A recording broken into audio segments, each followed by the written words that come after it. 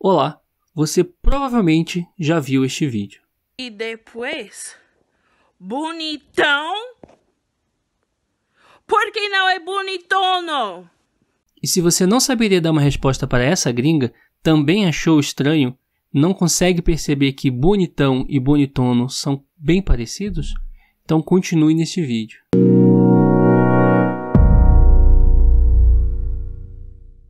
Olá, mais uma vez, bem-vindo ao segundo episódio do Papo de Língua. Hoje eu vou falar do vídeo da página da minha professora gringa, da Rebeca, em que ela acha estranho o plural ser bonitona no feminino e no masculino ser bonitão e não bonitono. Apesar do vídeo ser antigo, ele passou de novo na minha timeline e vi que muitas pessoas não saberiam responder essa gringa. Eu até procurei no YouTube se encontrava algum professor de português que já teria falado sobre o assunto. No entanto, eu não encontrei. A única coisa que eu encontrei é falando que é assim mesmo, é assim que se forma o masculino na língua portuguesa, o aumentativo, né, do masculino na língua portuguesa. Então, como eu queria falar mais sobre origem, eu fiz esse vídeo para explicar para vocês. E eu vou mostrar primeiro então que bonitão e bonitono não são tão diferentes assim na escrita, tá? E depois eu vou tentar mostrar a origem desse aotil, do nosso ão da língua portuguesa, pelo menos no que diz respeito ao bonitão. Uma parte é fácil de explicar, outra parte a gente não tem muita certeza. Mas é assim que acontece em todos os idiomas. Às vezes nós sabemos explicar a origem corretamente, às vezes existe alguma certa indecisão. Tá? E nessa parte do bonitono, existe muita coisa que dá para ser explicada. Eu vou começar mostrando para vocês um texto de galego-português. Olha esse GIF que está passando na sua tela, que você vai ver a dinâmica das línguas na Europa. Tá? A língua portuguesa ela é considerada como a última flor do laço. Pelo menos no popular, se diz que ela foi a última língua a ser desenvolvida do latim. E por que Lácio? Né? Lácio, em italiano a gente fala Lazio hoje em dia, e que em latim era o Latium, ou Latium. É a região dali onde fica Roma, né? Da onde que vem o latim, os latinos. Ok? Então esse texto é de 1399. Repara que a palavra segundo que está aparecendo ali aparece sem o N, parece segudo, né? E esse N ele é representado por esse traço em cima. Esse traço nada mais é que um tio estilizado. Cadê essa fonte aí, né? Essa tipografia, ele ficou meio reto, mas era assim parecido mais com um N mesmo, ao pouco foi ficando também mais arredondado o tio. Depois repare nesse segundo, que aparece de novo essa palavra segundo, e agora você vê com um N. Repara também ali concepção, ou seja, concepção, que ali era próximo ao que é no espanhol hoje e no galego hoje ainda, né? E é isso mesmo, gente. Se você reparar, o tio ele era usado como um N pequeno, um N minúsculo, uma abreviação para o N, tá? Por isso que ele tem esse som anasalado, o nosso tio. Bonitão e bonitono, ele não é tão diferente assim, tá? Por quê? Porque bonitão é o mesmo que bonitano. Só a gente tirar aquele tio que está lá em cima do A, que é um N, e jogar para baixo. E aí vai ficar bonitano. Agora, bonitano para bonitono, a única diferença é a letra A. E esse A é que é difícil de explicar. Mas vamos tentar explicar também. Agora você deve estar até se perguntando, como é que você me diz que bonitão e bonitanos é a mesma coisa? Eu falo diferente, ó, bonitão, bonitano.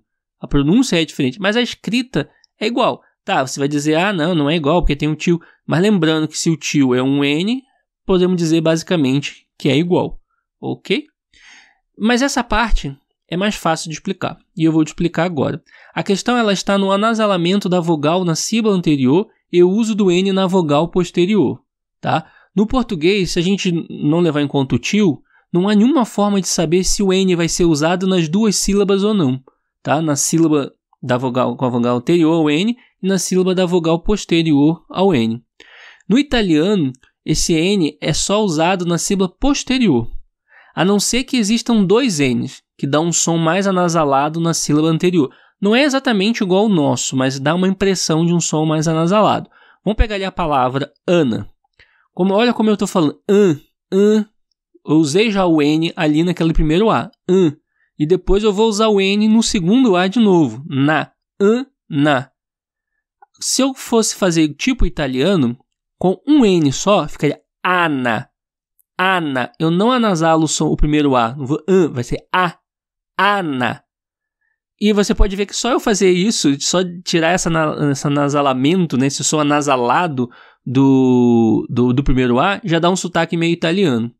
No italiano não é exatamente quando bota dois N, não vai ficar exatamente o nosso ana, mas vai ficar um ana, fica mais próximo. Repare o som sem ser pronunciado por mim. Com dois N's. Anna. Agora com um N só. Ana. Certo? Então, já no português a gente não tem essa marcação. Por isso que algumas palavras a gente sabe claramente que vai ser pronunciada apenas com o N na vogal posterior, né? Por exemplo, anatomia. Que eu saiba, as pessoas não falam anatomia, mas pode ser que tenha algum sotaque que alguém fale. Mas, no entanto, a palavra banana é bem comum a pessoa não anasalar aquele primeiro A, banana, e algumas outras pessoas também anasalar banana, falar banana. Pelo menos eu acho essa palavra bem comum de acontecer isso. Como não tem essa marcação, cada um fala do jeito que acha melhor. Agora, uma curiosidade. A vice-presidente eleita agora dos Estados Unidos, a Kamala Harris, nos Estados Unidos, na mídia dos Estados Unidos, geralmente eles falam Kamala, sem anasalar o primeiro A. Enquanto que no Brasil está sendo comumente fala Kamala. No Brasil é mais natural fazer esse anasalamento. A gente pode até pensar nisso no estado que muita gente, em vez de falar Roraima, fala Roraima. Atropela até o I que tem ali no meio. Mesmo acontece com a palavra Elaine, né?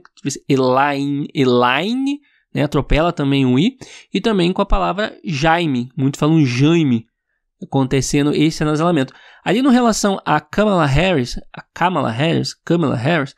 acontece que eu consegui encontrar algum lugar em inglês que ficou mais ou menos parecido com Kama, não exatamente, ficou mais ou menos como o italiano, né? Só que eu não sei se aquele era dos Estados Unidos, mas a maioria da mídia fala Kamala, ou seja, não como K no português, que é como se tivesse dois M's, um M para o primeiro A e um M para fazer o Ma, né? Um M para fazer o K e um M para poder fazer o Ma. No português moderno, o tio ele ficou para indicar esse som anasalado apenas na vogal da sílaba anterior. Ou seja, eu vou anasalar a sílaba anterior e a posterior eu esqueço o N. Completamente contrário do italiano, né? Que é a preferência por usar o N na sílaba posterior, né? E não na anterior. Ok? Por isso que bonitão e bonitano são pronunciados diferentes, embora teoricamente é a mesma escrita. Mas como a gente marcou esse tio para usar o N apenas na vogal anterior, a gente vai usar apenas na vogal anterior. Bonitã, estou usando na vogal anterior, no. Estou usando na vogal posterior. Agora com o tio, como é que eu falaria? Bonitã, na vogal anterior, o. Bonitã, o. Não tem o no, né? Por isso que fica um pouco diferente. Bonitão. E é interessante também notar é que a pronúncia aqui, né, ela ficou com um som de U. E isso que eu acho estranho, porque parece que nunca teve som de O. Por que a gente usa o som de O? Porque em latim a maioria das palavras era us, e houve uma ditongação, que a gente já vai ver mais tarde, no português, que dá esse som de U, né? Então por isso que é mais comum você ouvir a pessoa falar bonitão do que bonitão, tá? Então agora eu vou tentar explicar para você por que então do A, que não é bonitono, porque apareceu esse A ali. No português, no espanhol e no galego e no italiano, por algum motivo, a terminação onis, que é do genitivo do latim, que indicava posse, passou a indicar um aumentativo, tá? Em espanhol e galego e português antigo, esse is do onis, is, sumiu, ficou apenas o on. Que, por exemplo, cabeça ficou cabeçon. Orelha, né, no espanhol, por exemplo, oreja, ficou orejón. E nesses três idiomas aconteceu dessa mesma forma. Já no italiano, esse is virou e. Então, de livro, libro, librone. De irmão, fratello, ficou fratellone, a pronúncia deles. Ok? Após a perda do is no português, houve uma ditongação, que é a criação de uma vogal para formar um ditongo, que colocaram um U, como eu havia mencionado um pouco lá acima. Hoje a gente pode ver essa ditongação em palavras como o 3. É muito comum, veja a pessoa pronunciar 3, ela pronunciar 3, colocando um I ali no meio, formando um ditongo entre o E e o I. E nem é fácil a gente imaginar como que surgiu esse U no final das palavras em latim. Eu já falei para vocês, muitas palavras em latim terminam em e us. E aí que foi o meu questionamento em relação a por que a gente usa o O. Se alguém souber, eu já ouvi dizer que é porque o O ele indica que é uma palavra no masculino, né, no português, geralmente, né, na maioria dos casos. Então, como a maioria dos aumentativos são masculinos, começaram a padronizar e colocar o O. Mas eu também não sei de onde veio esse O para ser masculino, porque, como eu falei, no latim o masculino era que muitas vezes na verdade nem era masculino, era um gênero neutro. O masculino em latim era o us, né, o us. Então, por que veio o O aí no lugar, eu não sei te dizer por quê. Mas agora, repare nas palavras orphanum e organum. Essas são palavras que já tem até o A ali, né? Se você reparar que pode ter acontecido o enfraquecimento desse U final e sumindo esse M, ficaria orfanu, e que posteriormente, né, ficou só anasalando a sílaba anterior e não o U. Então ficou órfão, órgão, órfão. Dessa forma, a gente consegue entender o A ali, né? É diferente do caso do aumentativo. E aí depois o que eu acho que aconteceu foi que houve uma padronização. Ou como muitos alegam, mesmo lá no ones, tipo cabeção, né? Houve um U ali no final, cabeção. Mas mesmo assim nada impede de ter ocorrido a padronização da mesma forma. Ou seja, pode ser que em algum momento foi alguma coisa bem próximo de um bonitono. Boniton, nesse sentido. Boniton. Nesse sentido, pode ser que foi alguma vez um pouco mais próximo antes de se tornar um A. Se a gente olhar o galego-português desse texto agora que eu vou mostrar, que é considerado um dos primeiros textos em português, embora seja meio controverso, uns até dizem que é do século XIII, outros que é do século XIV mesmo. Aqui a gente vai ver a palavra então e não ainda sendo enton e non. Só que eu acredito, assim como orphanum virou órfão, acredito, e isso aqui é minha opinião, que houve uma padronização. E a maioria dos on virou ão, ou viraram ão. Essa padronização até não é nem incomum, porque ela ocorreu posteriormente aqui no Brasil também. Na cidade de Marechal Cândido Rondon, no Paraná, uma cidade com uma enorme população com ascendência alemã, houve uma extensão um pouco mais dessa padronização do ão. A palavra como som, por exemplo, virou são. A gente não sabe como ocorreu, se é que ocorreu, por meio da padronização, isso no latim para o português. No entanto, aqui dá para saber exatamente por que ocorreu essa padronização do on, tudo para ão. Foi um fenômeno chamado de hipercorreção. Os alemães, quando iam pronunciando, como não tinha isso no vocabulário deles, esse ão, eles iam pronunciando provavelmente tudo como on. E as pessoas corrigiam, não é on, é ão. E aí acabou que eles foram, tudo que som de on, eles acabaram pronunciando como ão. E aí por isso que som virou são. Eu acho que depois desse vídeo você não vai mais achar que bonitão e bonitono são tão diferentes assim. Agora uma curiosidade. O tio já chegou a ficar em cima do O mesmo quando já tinha o ar ali. Veja nesse texto do Fernão Lopes. É nesse texto que conta a história da Inês de Castro, que se tornou rainha depois de morta. Tá?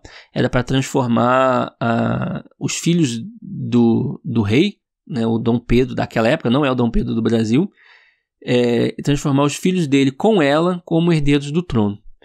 Mas enfim, é da onde vem aquele ditado, agora a Inês é morta.